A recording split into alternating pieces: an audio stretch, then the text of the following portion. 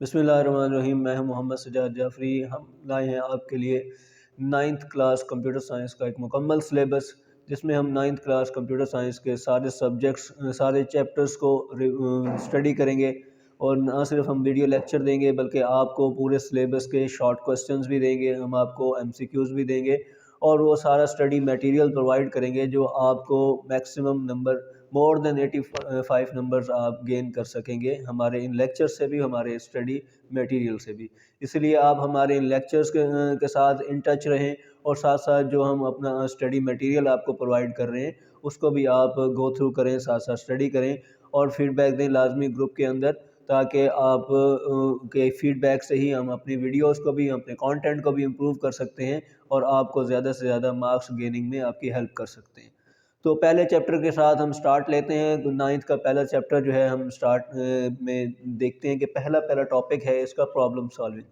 दरअसल इस टॉपिक को देने का मकसद ये था क्योंकि कंप्यूटर साइंस डोमेन जो है वो ये दावा करती है कि वो हर डोमेन के प्रॉब्लम को सॉल्व कर सकती है, चाहे वो प्रॉब्लम कंप्यूटर साइंस डोमेन का हो या एजुकेशन डोमेन का हो या बिज़नेस डोमेन का हो या किसी साइंस और टेक्नोलॉजी की डोमेन से हो।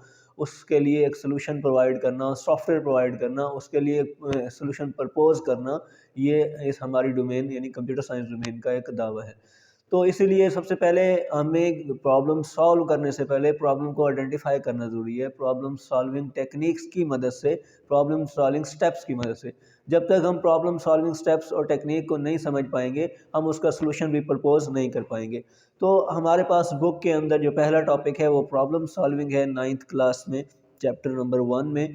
और इसमें ही जो ये पॉइंट्स बने हुए हैं उसी पॉइंट्स को डिस्कस करेंगे और उसी से रिलेटेड एग्जांपल भी आप ही के कोर्स में दी हुई है, उसको सॉर्ट आउट करने की कोशिश करेंगे ताकि ये जानेंगे कि किस तरह से हम प्रॉब्लम को अंडरस्टैंड कर सकते हैं, प्रॉब्लम को डिफ़ाइन किस तरह से कर सकते हैं, उसके लिए सॉल्यूशन कैसे प्रपोज कर सकते हैं, उसके लिए बेस्ट सॉल्यूशन की तरफ कैसे जाया जा सकता है और बेस्ट सॉल्यूशन कैसे प्रपोज किया जा सकता है। सबसे पहले हमारे पास है डिफाइनिंग अ प्रॉब्लम, फिर हमारे पास है अंडरस्टैंडिंग अ प्रॉब्लम, फिर हमारे पास है प्लानिंग अ सॉल्यूशन, फिर हमारे पास है डिफाइनिंग कैंडिडेट सॉल्यूशन और आखिर में है सेलेक्टिंग द बेस्ट सॉल्यूशन। तो हम इस तरफ जाते हैं। हमारे पास सबसे पहले जो डिफाइनिंग अ प्रॉब्लम है उसमें क्या चीज़ है, देखें एक हमारे पास कोर्स में, आप ही के कोर्स में एक पज़ल दी हुई है, एक एग्जांपल दी हुई है, आपके पास एक डायग्राम, एक पिक्चर होगी, ये पिक्चर भी आपको दिखा दी जाएगी इसी लेक्चर में ही, कि इस पिक्चर या डायग्राम से दरअसल हम ये समझ पाएंगे कि ये पज़ल्स हमें सॉल्व करने के लिए दी गई है, ये किस डोमेन से ताल्लुक़ रखती है। पहली हेडिंग लेते हैं डिफाइनिंग अ प्रॉब्लम। तो हम इस पज़ल को भी सामने रखते हैं, इस हेडिंग को भी देखते हैं और इसमें देखते हैं कि डिफाइनिंग अ प्रॉब्लम का फेज़ कहाँ आता है। डिफाइनिंग अ प्रॉब्लम का मतलब है अंडरस्टैंड करना कि ये मसला किस डोमेन का है, किस शोबे से ताल्लुक़ रखता है। ठीक है। अब अगर गौर से देखें तो हमारे पास जो पिक्चर बनी हुई है, क्योंकि मैं यहाँ हॉर्स बना नहीं सकता था तो मैंने हॉर्स लिख दिया हुआ है, आपके पास हॉर्स बने हुए हैं तो यहाँ एक हॉर्स दिया हुआ है, प्लस का साइन दिया हुआ है, फिर दूसरा हॉर्स दिया हुआ है, फिर प्लस का साइन दिया हुआ है, फिर तीसरा हॉर्स दिया हुआ है, फिर इक्वल का साइन दिया हुआ है, फिर 30 दिया हुआ है। ये आपकी डायग्राम में दिया हुआ है, आपके पास एक पजल दी हुई है, उसके अंदर दिया हुआ है। अब हमने क्या किया, हमने दरअसल वो जो हॉर्स दिए हुए उसके साथ 30 दिया हुआ है, इसको समझने की कोशिश की। ये तो पहले पिक्चर्स दी हुई हैं और आखिर में उनको प्लस कर दिया गया है। कुछ ऐसा काम तो हो रहा है यहाँ जो हमें पहले समझना है कि ये किस डोमेन से है, प्रॉब्लम किस डोमेन से है।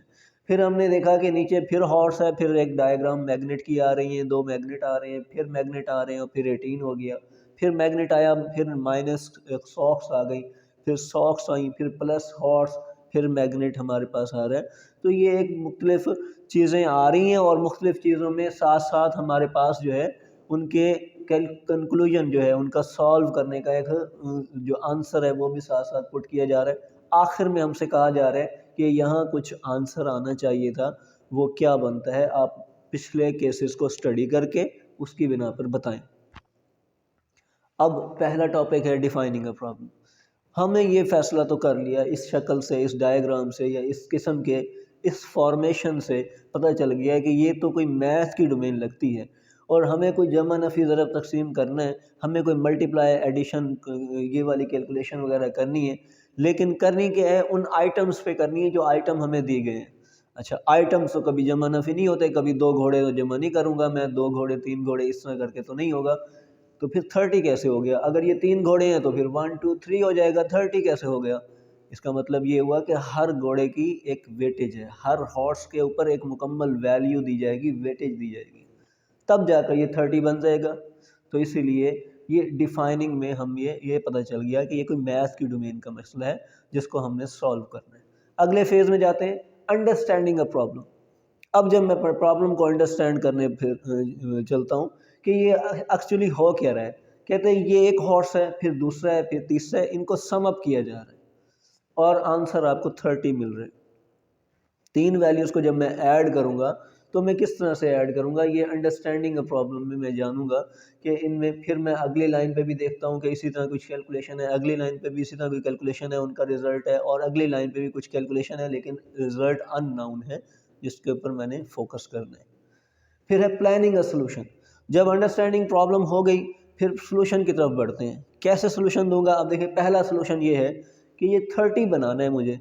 30 बना कैसे सकता हूँ? देखें 30 मैं ऐसे भी बना सकता हूँ कि मैं यहाँ 30 लिखूँ और यहाँ 0 लिखूँ, यहाँ 0 लिखूँ, मुझे 30 मिल जाएगा क्योंकि मैंने एक हॉर्स को जो है एक वैल्यू असाइन कर दी है।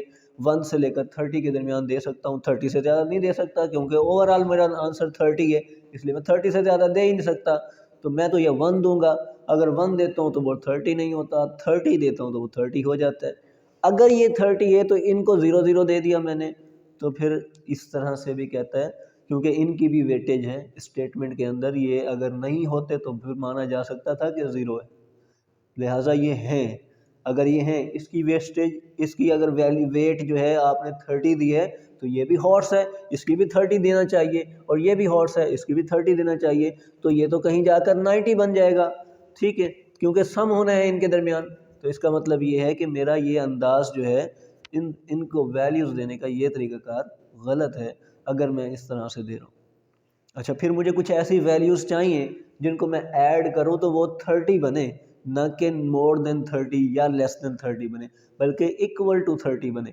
अब इक्वल टू 30 कैसे बनेगा? इक्वल टू 30 के लिए मुझे जो है ये समझना ज़रूरी है कि मुझे ऐसी कौन सी वैल्यू पुट करनी है कि ये इक्वल टू 30 बन जाए। अच्छा, कुछ और करते हैं वैल्यू पुट, अब आपको दिखाते हैं। मसलन फॉर एग्जांपल मैं यहाँ 10 पुट कर देता हूँ, यहाँ 5 पुट कर देता हूँ और यहाँ फिर 15 पुट कर देता हूँ। तो ये देखें 10 प्लस 5 15, 15 प्लस 15 ये 30 हो गया। अब मेरे पास आंसर जो है 30 हो गया। लेकिन अगर गौर करें तो जो शेप आ रही है हॉर्स की वो एक ही जैसी है। ऐसा नहीं है कोई फैट हॉर्स हो, कोई मतलब थिन हॉर्स हो, कोई मोटा हॉर्स हो, कोई वाइट हॉर्स हो। हॉर्स तो एक जैसा है। जब एक जैसा है तो मैं वेटेज क्यों डिफरेंस कर रहा हूँ? वेटेज डिफरेंस नहीं करना पड़ेगी, नहीं करनी चाहिए। तो ये भी अंडरस्टैंडिंग अ सॉल्यूशन में ही बात होगी कि मैं इनको एक जैसी कांस्टेंट वैल्यू दूं ताकि फिर ये बने। तो फिर मैं देखूंगा क्या मैं कांस्टेंट देने से इस 30 तक पहुंच जाऊंगा? हाँ जी, पहुंच जाऊंगा। तो इसलिए मैं 10 यहाँ पुट करता हूँ, 10 यहाँ पुट करता हूँ। अब मैं इन्हें ऐड करता हूँ तो मुझे आंसर 30 मिल जाएगा। क्लियर है जी? अच्छा, अब ये आंसर 30 मिल गया यानी कि मेरी ये लाइन मुकम्मल हो गई। ठीक है। अच्छा, अब हम अगर आगे बढ़ते हैं तो जैसे मैंने कहा कि अगली लाइन भी ऊपर वाली लाइन से इंटर रिलेट कर रही है, कनेक्टेड है, क्योंकि ऊपर से ही एक हॉर्स लिया गया है। यहाँ एक नई शेप जो ऐड की है, हॉर्स तो ऊपर से लिया गया है। अच्छा, एक और बात, अगर मैंने इधर वही पुरानी स्ट्रैटेजी अपनाई होती कि यहाँ मैं 5 देता और यहाँ मैं 15 देता, ये 30 तो मैंने पूरा कर लिया था। लेकिन अगर ये वाला नेक्स्ट लाइन की तरफ मैं आता तो मैं क्या पुट करता? क्या 10 पुट करता, क्या 5 पुट करता, या 15 पुट करता? अगर मैंने 10 पुट किया तो फिर मैं इनकी वैल्यू दूंगा, अगर 5 पुट करूंगा तो फिर इनकी वैल्यू कोई दूंगा तो जाकर 18 बनाऊंगा। ये भी ऐसे ही है, कोरिलेट करता है मसला। फिर मैं सिर्फ प्लानिंग में जाऊंगा, प्लानिंग सोल्यूशन में यही सारी प्लानिंग ही तो कर रहा हूँ कि मैं किस तरह से वैल्यू पुट करूँ। ये वैल्यू साथ के साथ दूसरी लाइन, तीसरी लाइन में भी वैल्यू ऐसे ही चलती आए और आखिर में मुझे कोई हल मिल जाए। तो इसीलिए मैं इनके ऊपर ये अल्टरनेटिवली वैल्यू पुट करके देख रहा हूँ। दरअसल मैं सोल्यूशन दे रहा हूँ, ये आपके सामने है कि मैं एक सोल्यूशन पुट कर रहा हूँ। मैं कभी 5 दे करके, 15 करके, 10 करके सोल्यूशन दे रहा हूँ। ये मेरा हल हो गया, 30 हो गया। क्या ये मेरा बेस्ट सोल्यूशन है? तो ये आखिरी जो टॉपिक है जिसमें बेस्ट सोल्यूशन, ये इस लाइन का ये बेस्ट सोल्यूशन है कि ये 10 दिए, 10 दिए और 10 दिए तो फिर जाकर 30 बन गया, क्योंकि 3 ही आइटम है, सेम आइटम है। जब सेम आइटम है तो सेम वेटेज दी जाए, तो मैं सेम वेटेज दे रहा हूँ, सेम वैल्यू दे रहा हूँ, इसीलिए 30 बन रहा है। और ये इस लाइन पे मेरा बेस्ट सोल्यूशन हो गया। सबसे पहले ये था कि प्लान कर दिया, प्लान हो गया, फिर है डिफाइनिंग कैंडिडेट सोल्यूशन, यानी जो मुमकिन और सूरत हाल है उसको सामने रखते हुए आप वैल्यू पुट कर दें, सोल्यूशन प्रोवाइड कर दें। मैंने सोल्यूशन प्रोवाइड कर दिया था, मैंने यहाँ 10 दे दिया था, यहाँ 5 दे दिया था, यहाँ 15 दे दिया था, मेरा आराम से 30 हो जाता था। लेकिन मैं आगे जब बढ़ता था तो ये वाला मसला मुझे, या ये वैल्यूज़ मेरी करेक्ट नहीं होती थी, तो बेस्ट सोल्यूशन की तरफ जाना था, इसीलिए आखिरी है बेस्ट सोल्यूशन। अब ये मेरा इस लाइन पर बेस्ट सोल्यूशन, यहाँ तक आगे बढ़ते हैं। मैं वही 10 जो ऊपर पुट किया है हॉर्स को यहाँ दे देता हूँ। अब अगर देखें दो मैग्नेट बने हुए हैं, कुछ इस तरह की शेप बनी हुई है, आप देखें अगर गौर से तो ये दो मैग्नेट बने हुए हैं। अच्छा, ये 10 तो दे दिया मैंने हॉर्स को, बाकी रिमेनिंग रहते कितने हैं? क्योंकि ये देखें टोटल कितने दिए हुए, ये 18 दिए हुए। अगर 18 में से 10 निकालें बाकी तो 8 रहते हैं। 8 रहते हैं, इसका मतलब है शेप्स दी कितनी हुई हैं, ये 2 दफ़ा मैग्नेट रिपीट हुए हैं यहाँ, और 2 दफ़ा ही 2 डबल शेप्स हैं, यानी 2 मैग्नेट हैं, 2 मैग्नेट यहाँ हैं, 2 मैग्नेट यहाँ हैं। आप देख सकते हैं कि इस तरह से एक शेप आपके सामने दी हुई होगी।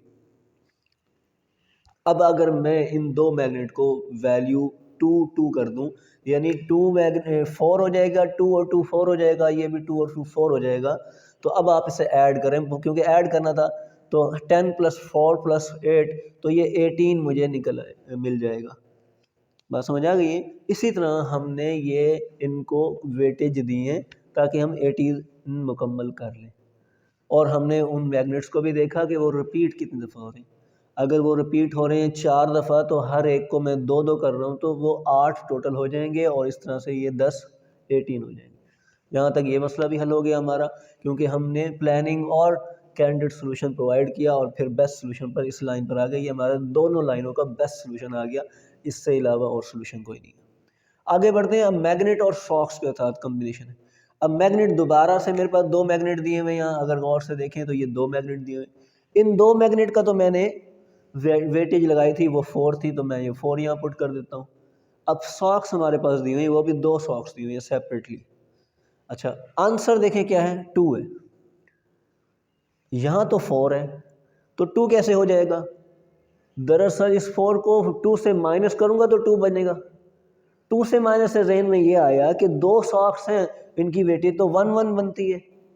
हर सॉक्स का 1 बनता है, दूसरे का भी 1 बनता है। इन दोनों को जब मैं ऐड करूँगा तो ये 2 बनता है।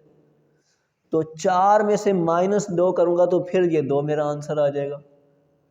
तो इस तस्वीर के से भी मुझे आइडिया हो गया कि सॉक्स की वेटेज अब 1 बनती है, क्योंकि 2 सॉक्स हैं इसलिए 2 हो गया, और मैग्नेट 4 है, 2 मैग्नेट रिपीट हुए तो 4, तो 4 - 2 बाकी रह गए 2। ठीक है, इसके बाद हम आखिरी लाइन पे आ जाते हैं। आखिरी लाइन का बेस्ट सोल्यूशन क्या होगा जो हम देने जा रहे हैं? तो वो बेस्ट सोल्यूशन ये है कि हमारे पास सॉक्स कितने हैं? सॉक्स हमारे पास 1 है। ये सॉक्स हमारे पास 1 है, तो उसकी 1 की वेटेज 1 है, इसलिए मैंने 1 दे दिया। फिर हॉर्स हमारे पास 10 की वेटेज 10 है, हमने 10 दे दिया।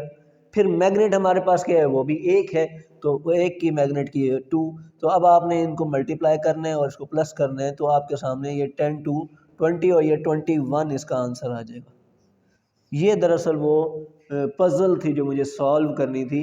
इन हेडिंग्स के बदौलत, इन हेडिंग्स को सीक्वेंस में स्टडी करते हुए किस तरह से हमने प्रॉब्लम को डिफ़ाइन किया, फिर हमने अंडरस्टैंड किया प्रॉब्लम कि किस तरह से इसे सॉल्व किया जाए, फिर उसका सलूशन प्रपोज किया, स्टेप्स दिए, हमने कुछ वैल्यू, सैम्पल वैल्यू पुट की और चेक किया कि ये हमारी कोरिलेट करती हैं, सारा हमारा प्रॉब्लम सॉल्व होता है या नहीं होता।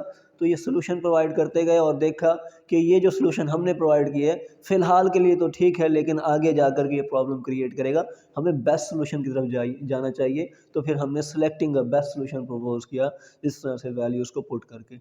तो ये आज का टॉपिक था जिसमें हमने प्रॉब्लम सॉल्विंग को इस अंदाज से एक्सप्लेन किया, सीखा, समझा। तो मैं आप सबसे गुजारिश करता हूँ ये लेक्चर्स सुनें, इस पर इसको स्टडी करें और हमारे जो कोर्स मटेरियल हैं उसको भी स्टडी करें और ज़रूर फीडबैक दें। इंशाल्लाह हम फर्दर लेक्चर के साथ आपके पास हाज़िर होंगे। थैंक यू, शुक्रिया, अल्लाह हाफ़िज़।